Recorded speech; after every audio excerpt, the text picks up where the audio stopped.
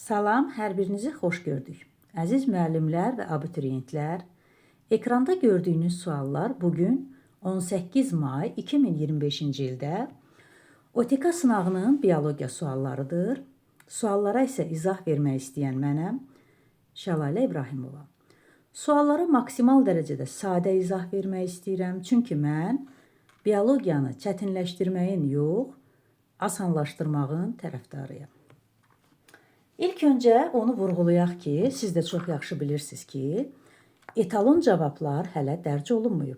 Biz bu videonu çəkməkdə məqsədimiz imtahandan, sınaqdan çıxmış abituriyentlərə dəstək məqsədi ilə onlar həyəcanlı olur, onların məsələn narahat olurlar və bunlara kömək məqsədi ilə öncədən hazırlanmış bir videodur.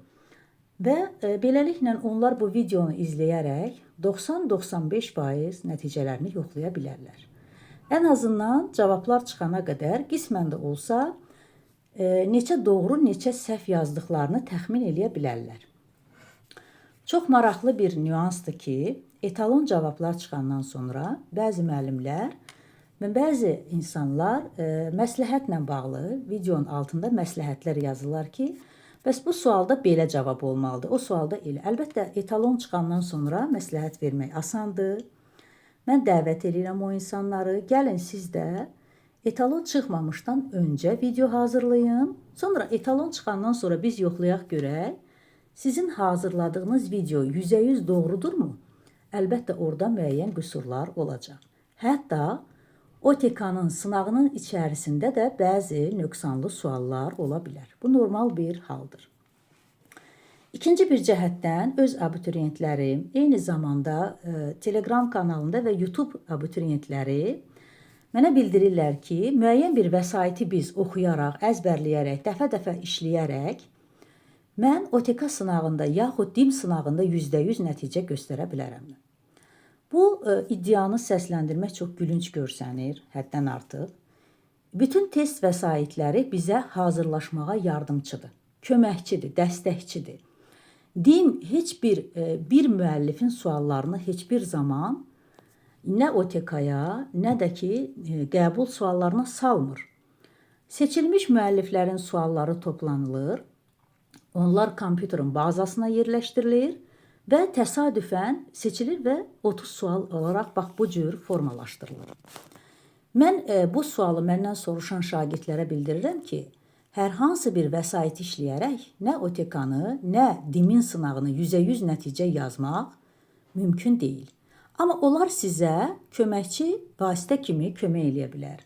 Yeni sual modelləri göstərə bilər ki, bəli, bu sual modelini siz orada görə bilər. Müasir sual modelləri ilə tanış eləyə bilər.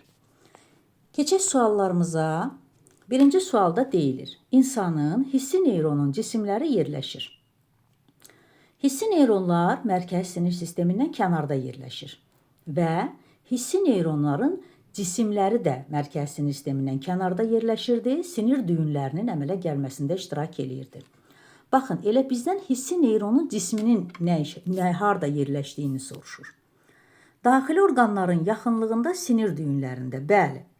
Baş beyin yarımkürələr qabığında, xeyr, mən bunu seçə bilmərəm, çünki orada boz maddədir və hissi neyron isə mərkəzi sinir sisteminin daxilində deyil, xaricdədir. Onurğa beyinin ağ maddəsində də seçə bilmərəm, çünki onurğa beyinin ağ maddəsi hissi neyronun aksonlarından yarana bilər. Ümumiyyətlə, hissi hərəki neyronlar. Amma burada isə sualda məndən neyronun cismi istəyir. Daxili orqanın divarında yerləşən sinir düyünlərində bəli, yerləşə bilər. Boz maddənin əmələ gəlməsində xeyr, 1 və 4 cavabını seçmiş oldum. İkinci, quş lələklərinin növlərini müvafiq ardıcıllıqla müəyyən edildir. 7-ci sinif kitabında quşların lələkləri bizə təqdim olunub və lələklərin də altında onların növləri yazılıb, adları yazılıb. Elə o məlumata əsasən biz seçək. Birinci qu lələkləridir, ikinci tiftik, üçüncü isə biçim lələkləridir. Üçüncü suala keçirik. Darwinin Galapagos adalarında müşahidə elədiyi birəbitdən növlərini müəyyən eləyin. Darwin Galapagos adalarına gedərkən orada, deməli, yer birəbitdənləri, ağac birəbitdənləri və silvilər belə bir cinsləri müəyyənləşdirdi. Gəlin onları seçək. Bu bizim cinslərimizdir. Sualda isə bizə növ soruşduğuna görə harda 2, 3 və 6 cavabı var, mən onları seçməyəcəyəm. Qalır nə? 1, 4, 5, o da bizə Y bəndində verilib. Zaten növün də iki sözün birləşməsindən ibarət olduğunu biz bilirik. Baxaq, ağac birəbitdənləri, kaktus yer birəbitdənləri, böyük yer birəbitdənləri. Növ olaraq götürə bilərik. Növbəti suala keçək.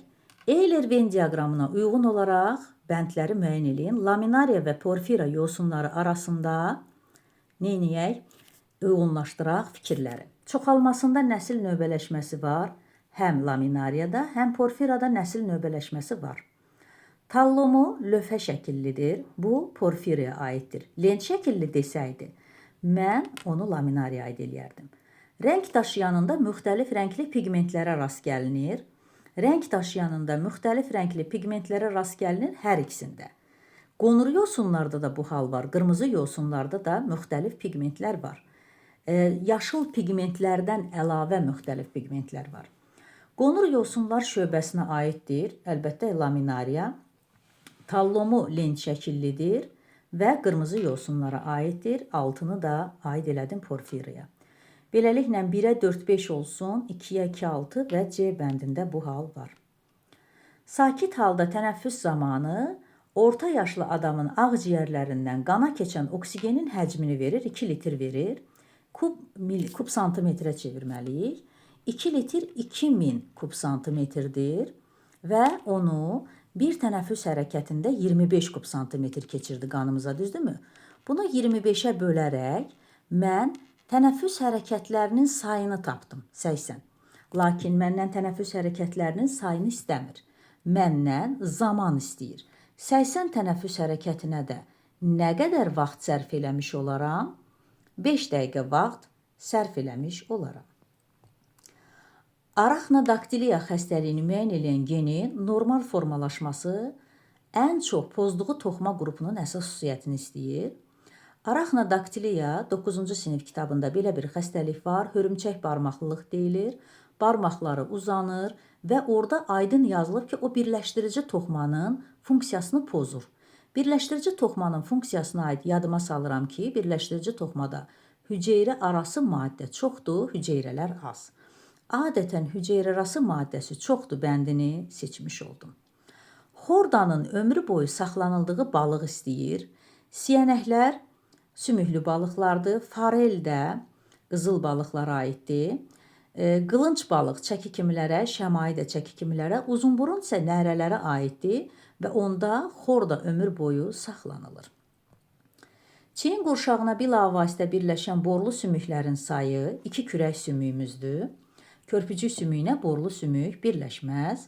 Orada borlu sümüklərin sayı kürək sümüyünə 2 ədəd birləşər. Sonra ayaq pəncəsinə bilavasitə birləşən sümüklərin sayı, vurğulamaq istəyirəm ki, ayaq pəncələrinə deyir. Ayaq pəncələrinə bilavasitə birləşən sümüklərin sayını istəyirsə, bir pəncədə 2-dir. 2 pəncələr dediyinə görə 4 götürürsünüz. 2 üstə gələk 4 istəyir, 6 cavabını seçmiş oldunuz. Növbəti suala keçək. Burada bir səliqə səhman yaradaq.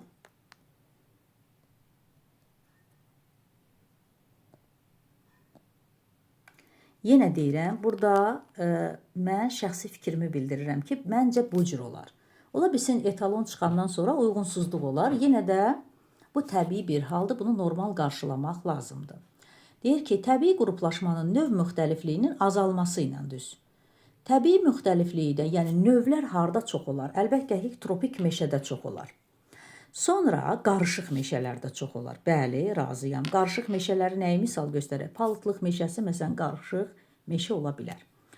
Alp çəmənlikləri yoxsa tayqa? Mən düşünürəm ki, tayqa soyuq bir yerdir. Orada müxtəliflik daha az olar. O səbəbdən də 3, 2 və 4, 1 cavabını seçmiş oldum. Tayqada daha az olsun, tropik meşədə daha çox olsun. Törədciləri qamçıllar sinifinə aid olmayan protozoaz istəyir. Qamçıllar sinifinə, demək, Lyamblia qamçıllar sinifinə aiddir. Leşmaniya da qamçıllar sinifinə. Yuxu xəstəliyi sesi milçəkləri tərəfindən törədilirdi və tripanosomlar da yuxu xəstəliyinin törədiciləridir. Amma amöbiyoz qamçıllar sinifinə aid deyil. Düzdür, sarkodinlər tipinə aid, amma sinif olaraq o sinifə aid deyil. Şərtsiz reflekslərin mərkəzi yerləşmir.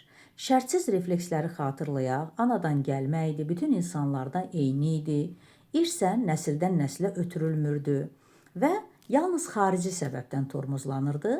Şərtsiz reflekslərin əmələ gəlməsində qabıqaltı nüvələr rol oynayırdı, amma beyin qabığı rol oynamırdı. Bundan irəli gələrək məndə də yerləşmir dediyinə görə elə mən beyin qabığını seçirəm. 12-ci sualda soğanaq kökümsovdan fərqli olaraq deyir. Soğanaq və kökümsov gövdənin şəkil dəyişmələridir. Baxaq cavablardan fərqli nəyi var? Əlavə köklərin inkişaf elədiyi dibcik adlanan hissə soğanaqda var, kökümsovda yoxdur. A-nı işarələyirəm, amma hər ehtimal hamısını baxıram. Zoğun yeraltı şəkil dəyişməsidir, hər ikisi gövdə şəkil dəyişməsidir, yəni zoğ şəkil dəyişməsidir. Pulcuq şəkilli yarpaqlar hər ikisində müşahidə oluna bilər. Təpə və yan tumurcuqlar, ikisi də gövdə olduğuna görə təpə və yan tumurcuqlar ola bilər. Və ehtiyat qida maddələri hər ikisində toplana bilər.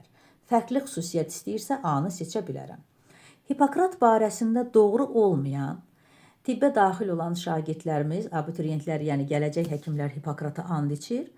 Və onlar bilir ki, Hipokrat bir çox sahələrdə təməl qoyan adam olub.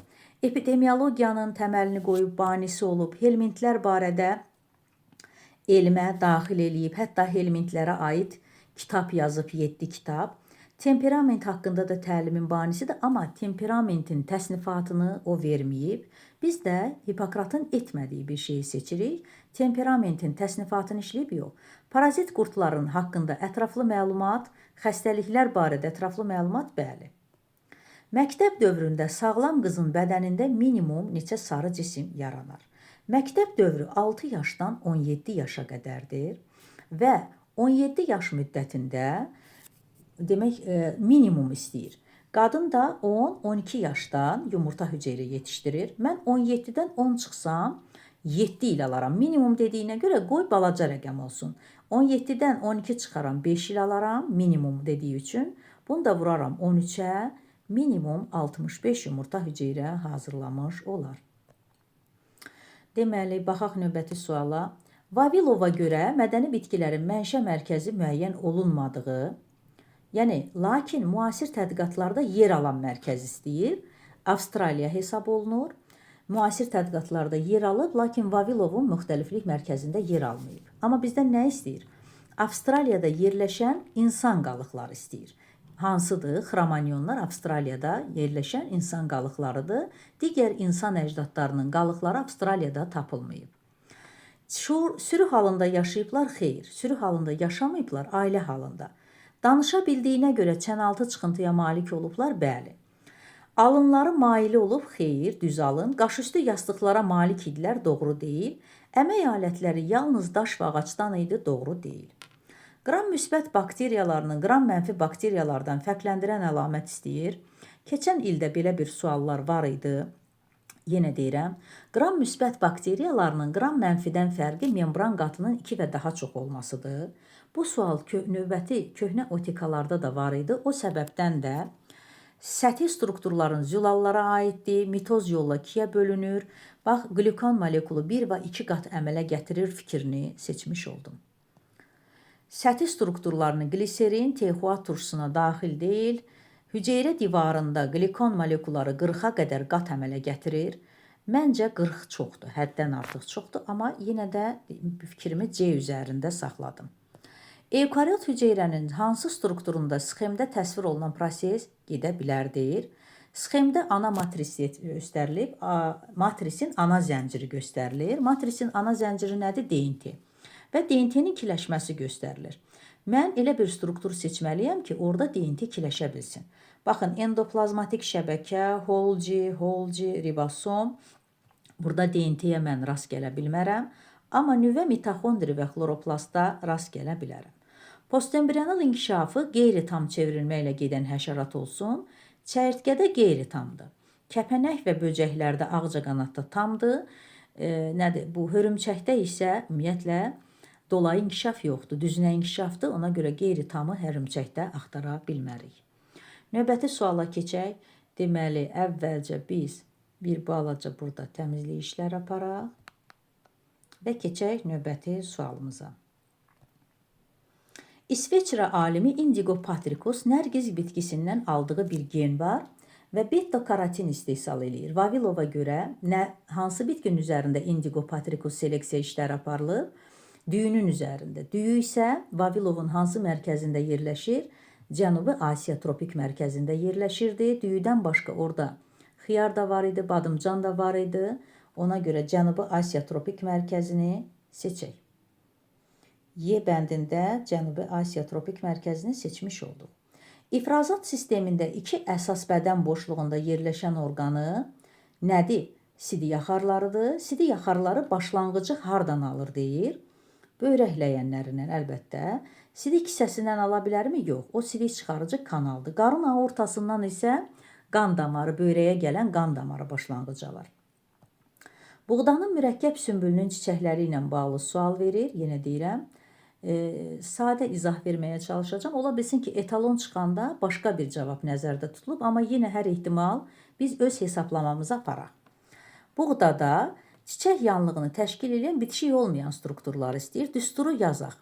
C2 üstə gələ 2 idi. Y3 D1 idi. Burada da görürük ki, bitişik olmayan strukturlar 6 ədəddir. 30'u bölüm 6'ya olsun 5. Demək 5 çiçəyim var. 5 çiçəyimdəki sümbüldəki çiçəkləri istəyir. Dişici yağızcığı hər çiçəkdə 2 ədəddir. Biz də bilirik ki, buğdanın sümbülündə 2-dən 7-yə qədər çiçək ola bilər. Gəlin əvvəlcə minimumdan hesablayım. 5'i vurum 2'yə olsun 10. Dişici yağızcığı soruşduğuna görə bunu da vurum 2'yə 20. Maksimumdan hesablasaydım nə olardı? 7 çiçək götürərdim. 7 çiçəyi vurardım, neyərdim? Əvvəlcə 2'yə vurardım. 14, 14'ü 2'yə vurardım. 28 cavabı burada yoxdur. Ona görə yəqin minimumdan götürüb burada və 20 cavabı alıb. Soxulcanın, orta boğumunun en kəsiyinin qarın hissə ilə bel hissəni necə fərqləndirmək olar deyir. Bu sualda köhnə otikalardan bizə tanış sualdır. Soxulcanın zəncirini göstərsək, yəni burada udlaq üstü və udlaq altı düyündə 2 dənədir, amma qalan demək düyünlərdə yalnız qarın sinir zənciri var. Deməli, həlqəvi və uzun nəzəllərin olması hər ikisindədir. Metanefridilər, ayaq pərləri ola bilər hər ikisində. Həlqəvi qan damarlarına görə həlqəvi bel qan damarı da var, qarın qan damarı da var. Sinir düyünlərinə görə, bəli, aşağıda onun sinir düyünü var, qarın sinir zənciri var. Yuxarıda isə yoxdur. Bağırsaq hissəsində qidanın hərəkət ardıcıllığını istəyir. Baxaq, 12 barmaq bağırsaqla başlayaq. 12 barmaq bağırsaq, acı bağırsaq, qalça bağırsaq. 3-2. Sonra kör bağırsaq, çəmbər bağırsaq və düz bağırsaq. 3, 6, 3, 2, 4, 1, 5 cavabını seçmiş olduq. Növbəti suala baxaq. D vitamini haqqında fikirlərimizi istəyir. D vitamini suda həll olan vitamindir. Doğru fikir deyil. D vitamini qaraciyərdə depolaşır. Bəli, qaraciyərdə yağda həll olan vitaminlər depolana bilər. Biz buna baxa bilərik, yəni götürə bilər. Sonra deyir, günəşin görünən şüalarının təsirindən dəridə sintez olunur. Doğru fikirdir. Sümüklərdə kalsium və orta fosforun toplanmasının şərait yaradır. D vitamini qandan götürürdü kalsium və fosforu. Sümüklərə yapışdırırdı. Doğru fikirdir. Və çatışmayanda osteomaliyasiya xəstəliyi doğru. Bitki mənşəli qidalarda daha çoxdur. Doğru deyil. Bitki mənşəli qidalarda yox, heyvan mənşəli qidalarda. Baxın, 6 cavabdan əgər 4'ünü seçərsə 2'ni seçəcək. Amma 3'ünü seçmiş olarsa 3, 4, 5 cavabı tamamilə doğrudur. Orta məktəb kitabında isə depolanır yazmır, yazır qaraciyərdə ödün köməyi ilə sintez olunur. O səbəbdən də mən 2'ni götürməyə tərəddüd eləyirəm. Amma 4 cavab seçmiş olsaydım 2'ni də mütləq götürərdim. Qara gözlü valideynlərin nigahından mavi gözlü uşaq doğulub. Mən heterozigot götürürəm. Ona görə qara gözlüləri ki, mavi gözlü uşaq doğula bilsin. Və bu ailədə, gəlin uşaqları yazaq, böyük yağlar monohibrid çarpazlaşmadır. Kiçik yağları yazdıq. Görürmü? 3'ü qara gözlüdür, biri mavi gözlü. Qara gözlü oğlanların doğulma ehtimalını biz neçə tapdıq? 4'də 3. Amma oğlan olması üçün də bir dənə də 2'də 1'ə vuraq. Vurduq və beləliklə faiz istəyirsə məndən 8-də 3-ün faizini tapıramsa 37,5 cavabı seçmiş olmalıyam. Şəkildə göstərilən onurğaya malik canlılar istəyir. Şəkildə insanın onurğasını göstərib və deyir ki, bu aralıq sahibi olsun. İnsan aralıq sahibi olsun.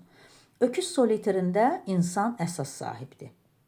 Qaraciyər sorucusunda insanın adı yoxdur. İnsan askaridində də əsas sahib, aralıq sahib yoxdur. Nə qaldı? 3, 4 və 5 cavabı qaldı. Növbəti suala keçək. Uyğunluğu müəyyən eləyə. Fındıq meyvə, dən meyvə, paxla meyvə arasında uyğunluq müəyyən eləyirəm. Qalın qabığa malikdir. Qalın qabığa malik fındıq meyvəni mən belə götürə bilərəm. Odunlaşmış olur, qalın olur. A-nı mən fındıq meyvəyə yazım. Bərk və odunlaşmış olur, elə mənim dediyim buradadır. Dən meyvədə daxili qatı dərici şəkilli olub meyvə yanlığı toxuma bitişmir deyir. Meyvə yanlığı toxuma bitişmir, bu fikir dən meyvəyə aid eləyə bilmərəm. Amma pərdə şəkilli toxumun qabığına bitişiri, D bəndini gətirib aid eləyə bilərəm. Meyvə yanlığı açılandır, paxla meyvə yetişəndə açıla bilir. 17 yaşlı gəncin situasiya suallarına gəldik. 17 yaşlı gəncin ontogeniz mərhələləri göstərilib. Birinci bətin daxili inkişaf, sonra isə doğulandan sonraki mərhələləri verilib. Bətin daxili inkişafa baxaq. Başlanğıc mərhələ, rüşeyin mərhələsi və döl mərhələsi. Yeni doğulma ya çağa mərhələsidir. Sonra südəmər mərhələdir. Sonra yaslı, sonra bağça, sonra məktəb mərhələlərini qeyd elədim. Suala keçirəm. Sadəcə xanaların içərisini doldurdum. Birinci, ikinci və üçüncü Rum rəqəmi ilə dövrlərin adlarını yazın. Başlanğıc, rüşeym və döl mərhələsi adlarını sözlə də yaza bilərəm. Və davam etmə müddətinin azalması ardıcıllığı ilə düz deyirsə, döl mərhələsi, sonra rüşeym, sonra başlanğıc mərhələ yazmalıyıq. Döl mərhələsi 6 ay, rüşeym mərhələsi 2 ay, 6-7 ay döl mərhələsi davam edir, 7 ay. Rüşeym mərhələsi 2 ay, başlanğıc isə 6-7 gün çəkir. Azalma istiqamətində istəyirsə elə yazmalıydım. Sonra deyir ki, birinci mərhələnin, yəni başlanğıc dövrün başladığı orqan yumurta boruları yazmalıyam. Başladığı orqan yumurta borularıdır. Başa çatdığı orqan nədir? Başlanğıc mərhələ nə vaxt bitirdi? Gəlirdi, bölünə-bölünə 6-7 gündən sonra uşaqlığın divarına yapışırdı. Bununla da başlanğıc mərhələ bitirdi. Və yəni başladığı dövr yumurta borularıdır. Mərhələnin başa çatdığı dövr isə uşaqlıqdır.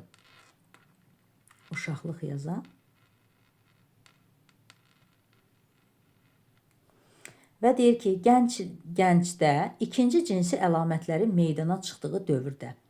Məktəb dövründə ikinci cinsi əlamətlər əmələ gəlir. Çünki uşaq 10-12 yaşda ikinci cinsi əlamətlər əmələ gətirə bilir. Ya da 13-14 yaşda oğlan uşaqlarında. Hər iki halda məktəb dövrünə düşür. Dövrdən bilavasitə əvvəl, yəni məktəb dövründən əvvəl də bağça dövrü olur da. Nömrəsini yaz deyir onun. Bağça dövrünü mən 4 ilə işarə eləmişəm. Adını yaz deyir, bağça dövrü yazdıq. Beləliklə davam etmə müddəti deyir. 3 yaşdan 6 yaşa davam eləyir, davam etmə müddəti olduğu üçün. Beləliklə biz 18 mayda olan OTK sınağına sizinlə birlikdə izah verdik. Diqqətiniz üçün, vaxt ayırıb dinlədiyiniz üçün sizə təşəkkür edirəm. Çox sağ olun.